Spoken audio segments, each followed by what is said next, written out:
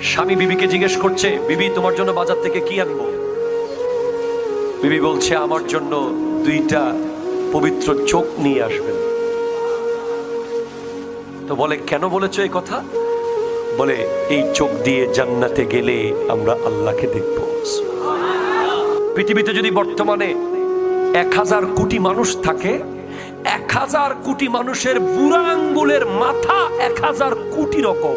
এই মাথাটা শুধু আপনাকে যদি শতাব্দীর এই স্টেজটা আমি সাজাইতে বলি 100 রকম করে, আপনি পারবেন না। আপনি হয়তো নিজের মতো করে 100 রকম বানাবেন, কিন্তু দেখবেন যে হয়তো ফুল মিলে গেছে, অথবা লাইট মিলে গেছে, অথবা কিছু একটা মিল হয়ে যাবে। কিন্তু আমার আল্লাহ 1000 কোটি আঙ্গুলের মাথা বানিয়েছে 1000 কোটি রকম। আমরা ওনার বান্দা,